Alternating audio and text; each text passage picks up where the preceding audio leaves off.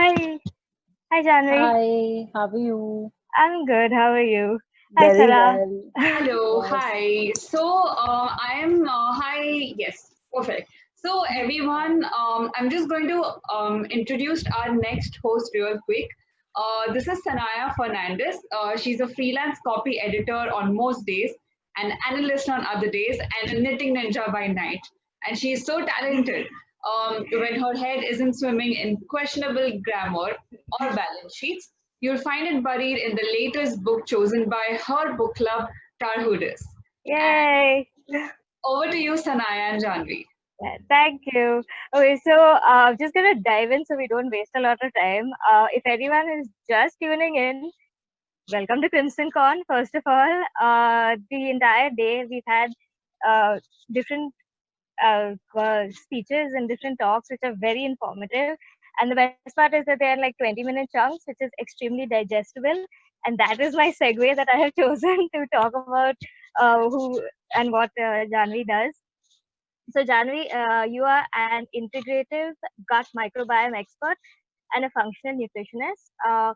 Several qualifications from IIN, Gut Health Coach New York, weight management consultant from the University of Chester, UK, and the founder of Body Cocoon. Uh, Honestly, I am so excited for this because I Thank you. understand what gut health is, but I don't understand what gut health is. So I'm going to be quiet now. Keep sending your questions in the chat and we'll discuss them in the last 5 minutes. So, Janvi, over to you.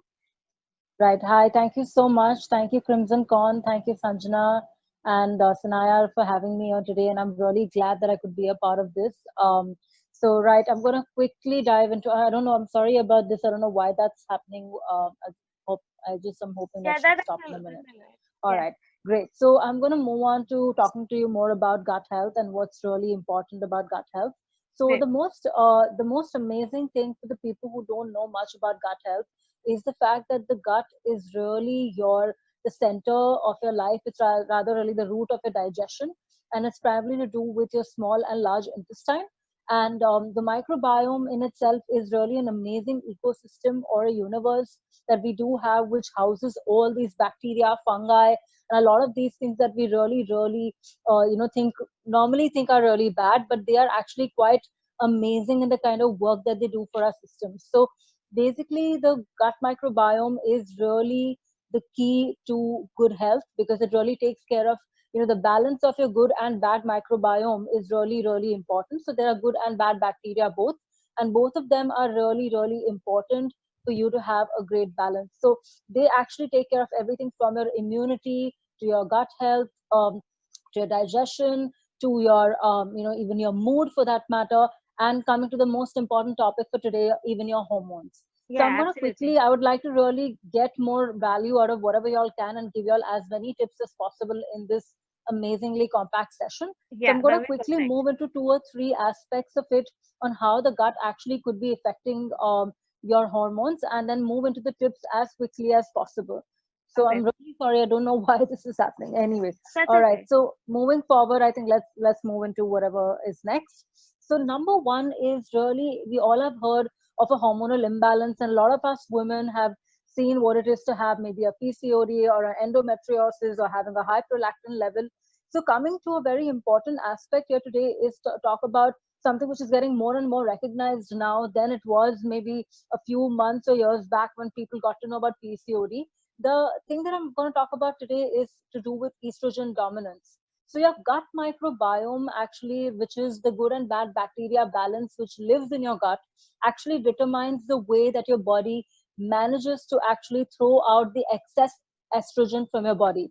As we all know that estrogen is really a fat producing hormone which all women have, and that's the reason why estrogen and progesterone play a very important role when it comes to your periods, when it comes to pregnancy. So really the estrogen dominance really supports fat gain, and I'm sure we all women always love to really feel really lean, feel great, feel really nice, and Yeah, that's true. feel really energetic and feel great about ourselves, right? So obviously when Yeah. your estrogen is high, it doesn't help you do that. So your gut microbiome actually plays a very important role in managing your estrogen balance.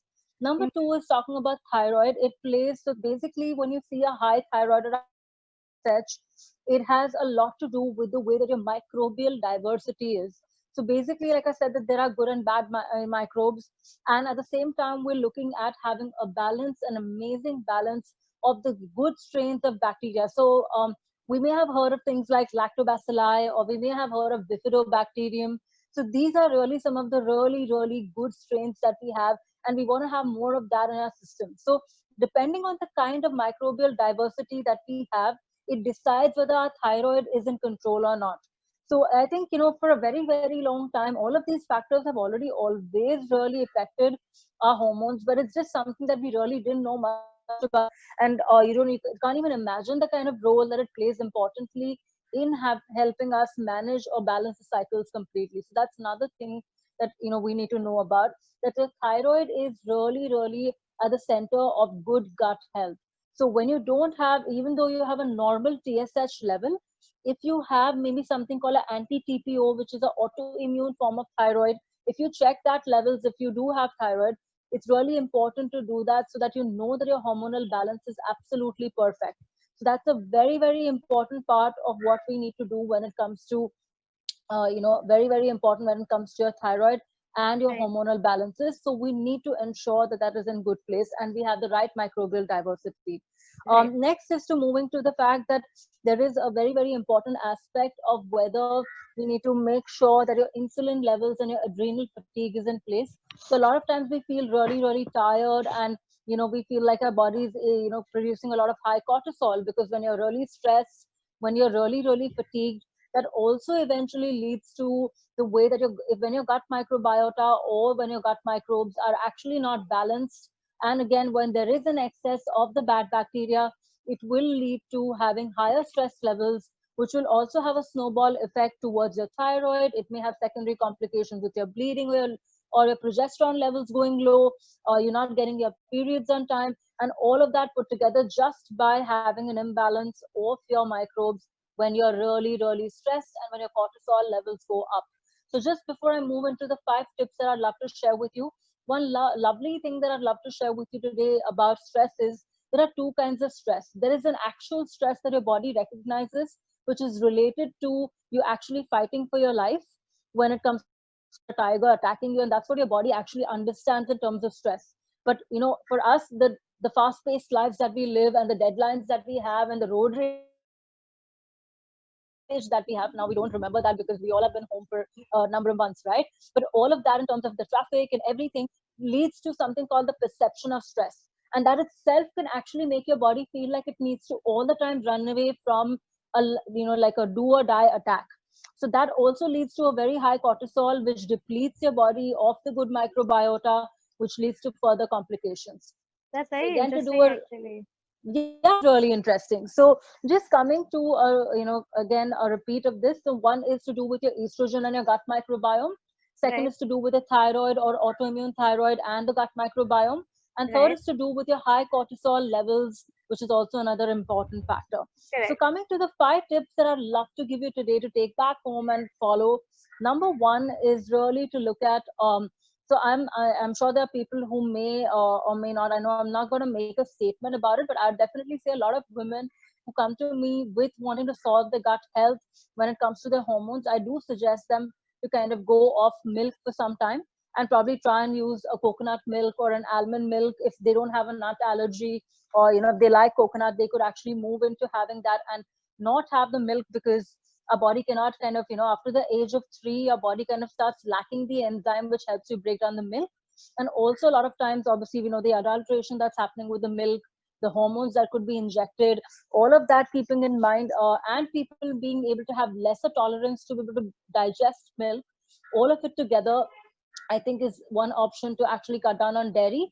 Maybe you could definitely try to have, like a yogurt if you'd like, but definitely try and avoid dairy as much as possible. Second is to really try to crowd the sugar. Sugar again is really a big one, and it can actually, sugar is really like, in a way it's like poison for your body. And in a great way, it's probably the largest addiction that people have, even more than any of the other things that we know of as an addiction. So it's really important that we realize that sugar is something that your body does not really need, and that source. And it's very important to understand that the more sugar that you eat, the more sugar that you want, the more sugar that you want, the more sugar that you eat, and the more sugar that you want. And that's how it actually keeps going, and that's how it affects all your hormones and causes more and more imbalance. Also, the people who have thyroid and maybe have insulin resistance tend to feel the need to have more sugar cravings. Also, when you do have something like candidiasis or candida growing in your bugs growing, or yeast overgrowth in your stomach or in your intestines, it also leads you to want to have more sugar. So again, you want to kind of watch out for these things, and you want to try and avoid sugar. Again, what do you want to add? If these two things you want to, you can definitely try to have fruits which are sweet. You can have sweet vegetables instead of that. And you can also, like sweet vegetables, like you could do a sweet potato, or you could do a parsnip, or you could do, even a yam. All of these are actually a great option to crowd out that sugar and have maybe fruits and sweet vegetables, or maybe even dry fruits for that matter. Number three, you want to try, if you have thyroid, you want to crowd out gluten, which comes from wheat. Not for everybody. I don't believe that, obviously I'm not going to go into the details of how it needs to work for each person, but I would definitely suggest, if you do have a thyroid or an autoimmune thyroid, you want to try and avoid having any kind of gluten. Also, oats contain gliadin, so sometimes the gliadin may also disturb you, so you may want to try and avoid oats. Apart from So, that, sorry, rava or maida or yeah, wheat should be avoided. is gliadin Last, sort of like gluten? so Uh, glycine is another protein which is actually present in wheat, all just right. like gluten, but it is different. So normally most people have intolerance or sensitivity to gluten, not so much Okay. to gliadin. But I've also met people who are actually okay with gluten but not okay with gliadin. Oh, all So right. that's another thing. Keep And an eye. last two things that I'd love to share with you is to add probiotics. Probiotics are great for your gut. They're actually the beneficial bacteria which help you keep that balance alive that you need for the good and bad bacteria to exist. So obviously, I'm saying that a balance of bad bacteria is also important in your gut. We don't want to try to kind of, completely get off it, but we want to try and keep the balance right. And that's the key really. So the good bacteria will sustain more if you, add more beneficial bacteria, which you could do in the form of yogurt, or you could do in the form of having something like maybe a kefir or kombucha, which are also probiotics, or fermented vegetables. Or you could also do like a miso soup. That's also a great option. You can try and do that. So all of these and fermented vegetables, or even homemade pickles. I think summertime is the one that, all the mothers, a lot of them love to, Yeah. have make these pickles, right? So that's a great news. You can definitely have pickles and make them customized to be low on salt and low on, high content of oil, which would again be a great option. So that's another one. And for some of you who can't manage to keep with, managing to do all of this together in the lockdown, is so much to do, I'd suggest you can try and use something like a Flori Store, which is also a probiotic. That is FLORI STORE, Flori Store. And you could also even do something like even maybe a VSL3, which is, again, these are available with the chemist, and you may want to try and use these as an option for overall managing your gut health. And that's a great option to add good probiotics into your system. The next one is about prebiotics. Prebiotics are actually a beneficial bacteria. It's the food for your beneficial bacteria. So for the probiotic, you need prebiotics. So I'm sure a lot of us have always been confused. Like, I've heard these terms of what do they really mean, Yeah, right? that's exactly what So I'm thinking. exactly. People are like, okay, I got probiotics, but then what is prebiotics? So prebiotics is actually the food for your probiotics. And like how we need food to really, really survive and thrive in the right way, so does your good bacteria. So prebiotics are really, so there's a lot of, like, there's inulin, even things like you could even have, so the best options that you can have from home for prebiotics is onion and garlic. These two are the best options that you can have in terms of, so for the ones who are not Gen, definitely these two are the best options. There is artichokes also, there's chicory root, but you don't get that, very easily. So more so having garlic and onions are a great option. And last but not the least, before we wrap up, and I'd love to, kind of take your questions on board. One Hmm. last thing I'd really like to say is, another thing which is really important is your sleep and your state of mind. Your gut, there's a very amazing connection between your gut and your brain, which all the time is constantly working. And that's why it's so important to take care of this gut brain connection. there's constant communication between your gut and your brain constantly in terms of the good and the bad that it's experiencing from the outside world. So really keeping the resilience of this nerve, which is called the vagus nerve, which passes on all the information from your gut to the brain, is really a key to increase your, improve your immunity, improve your body's resilience, and overall keep you in the best, kind of balance. So I think it's important that you want to try to probably take a cold water shower. So maybe if you could normally love your hot water even in the summers, then you can even do like a cold water splash, or doing some meditation, or kind of practicing laughter, watching some fun, kind of series on Netflix, or chatting with your friends and having a laughter is really good to increase the resilience of your vagus nerve, and it really helps you to be able to manage your overall kind of balance of communication between your gut and brain and make you feel fantastic and help you with an emotional balance also. So overall, keeping yourself happy, sleeping 7 to 8 hours, because even one day of sleeping less than 5 hours can actually bring up your insulin levels by 30%.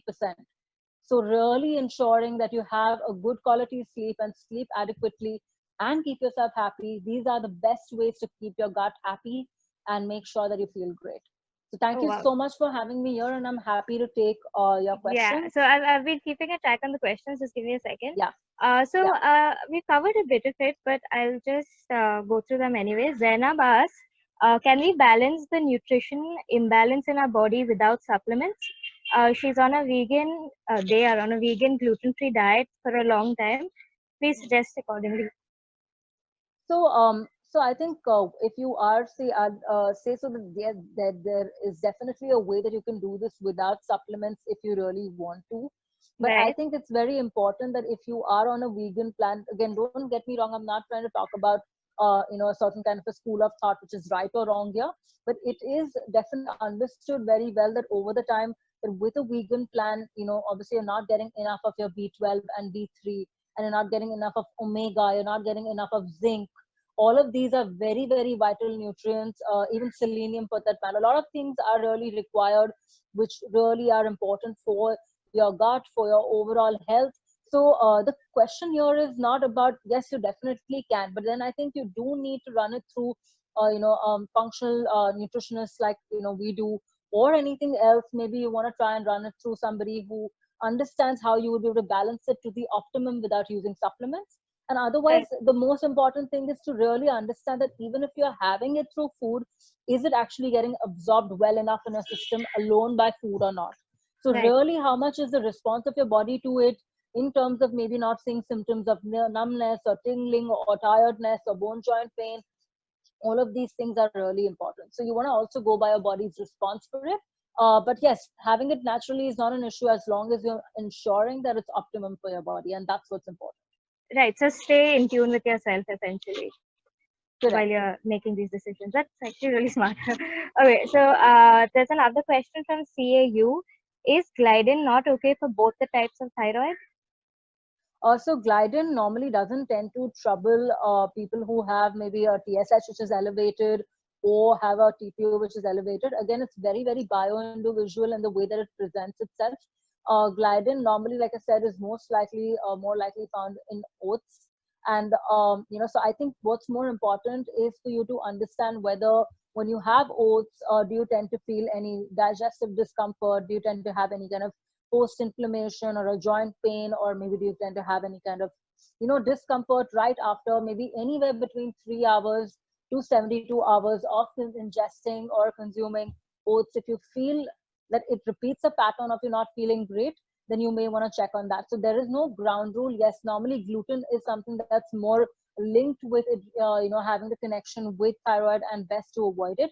But I'd suggest that even with Glidin, it's better to check for each person because it may vary from person to person. That's actually very true because I have heard of gluten allergies and people who are not used to gluten but never gliden. So this is really Correct. interesting. It's a good thing to keep an eye on because again, you Absolutely. tend to switch to like oats to be a little more gluten friendly. Yeah. But Yeah. yeah, So so now maybe, yeah, definitely and want to. correct. And sometimes maybe even like it's the quality of oats, right? Because we used to only get, I mean, a certain kind of oats. I'm not going to name companies, but now we Yeah, do get rolled oats, or we do get we do get The like steel cut and steel different cut types. oats. So yeah, maybe sometimes it's also how authentic and organic they are, and the way you may actually want to have them, and they may not That's true. trouble you Yeah. as much. Yes. Okay, so the next question is from Sharika. It's a little long, so I'm just going to break it into parts. How do Yeah. we test the anti-TPO levels?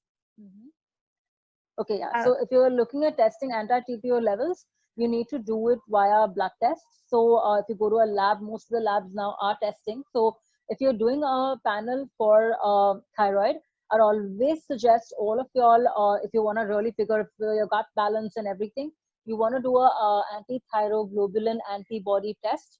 You want to do an anti-TPO test. You want to do a TSH sensitive, ultra-sensitive TSH test. You want to do a free T3 and a free T4 test.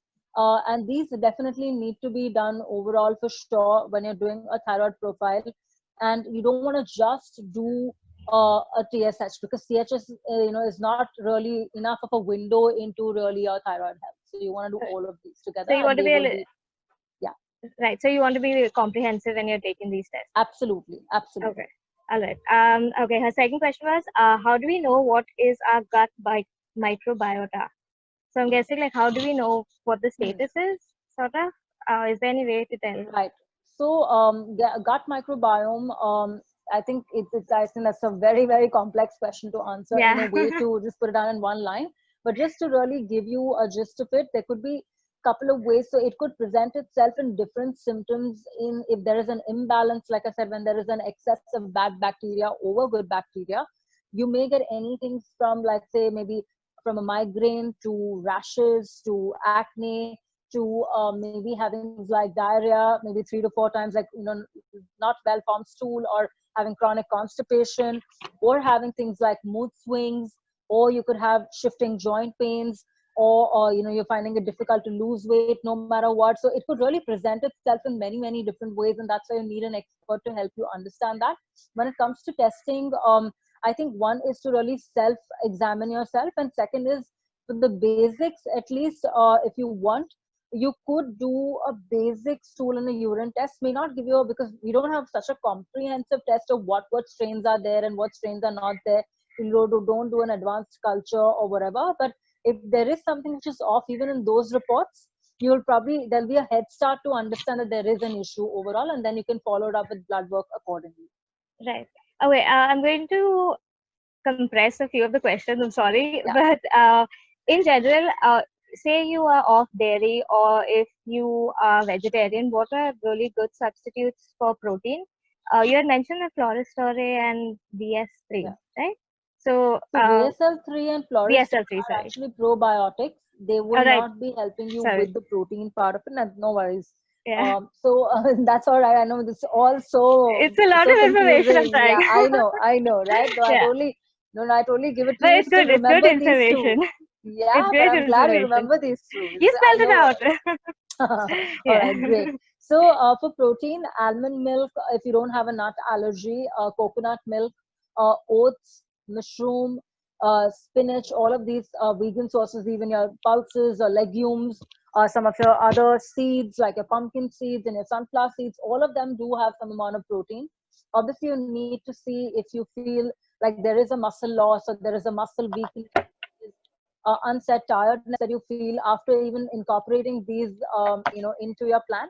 Then you need to really understand where you could increase your sources if they aren't, if there is something that you're avoiding. Obviously you can, for people who do can do well with eggs or with chicken or fish, should be able to have that, but try to have the grass-fed form of chicken, or have maybe more like the more organic wild caught fish, or have like the the natural eggs. That's much better.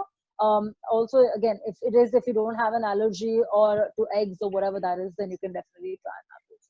Okay.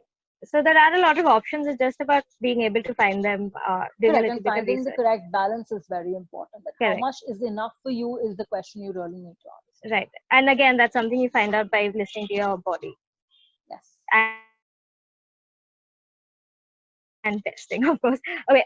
So there's another question by Akansha. What about artificial sweeteners such as stevia as a substitute for sugar? Yes, so How healthy are those? absolutely. So artificial sweeteners such as stevia is absolutely fine. You could have stevia. They're not really, so I know there are various studies on, still people are trying to understand more about stevia, but I definitely suggest stevia is something to incorporate. Doesn't really give you a hard time with a gut imbalance, like maybe something like a aspartame or a sucralose would do. So I definitely suggest that you try and stick to having a stevia.